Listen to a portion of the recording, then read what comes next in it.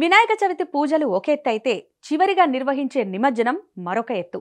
చతుర్థి నాడు ప్రతిష్టాపన చేసుకున్న విఘ్నేశ్వరుడికి ప్రతిరోజు ధూపదీప నైవేద్యాలను అందించాలి. ఇలా గణపతిని 3 లేదా 5 లేదా 9 లేదా 11 రోజులు ఇలా ఎవరికి వీలైన విధంగా వారు పూజలు నిర్వహించి నిమజ్జనం చేస్తుంటారు. ఒక్కరోజు పెట్టుకొని నిమజ్జనం చేసేవారు కూడా చాలా మందే ఉంటారు. కేవలం బేసి సంఖ్య రోజుల్లో మాత్రమే నిమజ్జన కార్యక్రమం నిర్వహిస్తారన్నది అందరికీ తెలిసిన విషయమే. ఘనంగా పూజలు నిర్వహించి స్వామివారికి ఘనంగా వీడ్కోలు పలకడం మంచిది. కానీ కొన్ని పొరపాట్లు మాత్రం ఎట్టి పరిస్థితుల్లో జరగకుండా చూసుకోండి. నిమజ్జనం చేసే రోజు కూడా ఉదయం సాయంత్రం 2 పూటలా పూజలు చేసి తీర్థ ప్రసాదాలు ఇంట్లో ఉన్న అందరూ తీసుకోవాలి.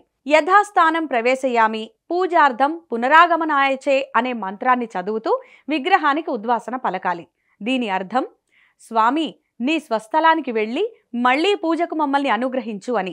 ఆ తర్వాత పువ్వు పత్రిలోని 5 ఆకులను తీసుకొని వాటికి పసుపు పూసి దారంతో చేయికి కట్టుకొని ఆ తర్వాత నిమజ్జనానికి పూనుకోవాలి. మీ ఇంటి వద్ద కాలువ లేదా చెరువు లేకపోతే ఇంటి వద్దనే నిమజ్జనం చేసుకోవచ్చు. ఇంట్లోని ఏదైనా తొట్టెలో చేసుకుంటే దాని కింద ముందు ముగ్గు వేసి పసుపు కుంకుమ పూలు అక్షింతలు చల్లి దానికి నమస్కారం చేసి వినాయక విగ్రహాన్ని ఆ నీటిలో మెల్లగా నిమజ్జనం చేయాలి. శుచి శుభ్రత ఉన్న బకెట్ లేదా టబ్బును మాత్రమే తీసుకోవాలి. ఇక మీ వద్ద ఏదైనా పవిత్ర జలం ఉంటే కూడా ఆ నీటిలో కలపచ్చు. నిమజ్జనం చేసేటప్పుడు దీపాలు వెలుగుతూ ఉండాలి.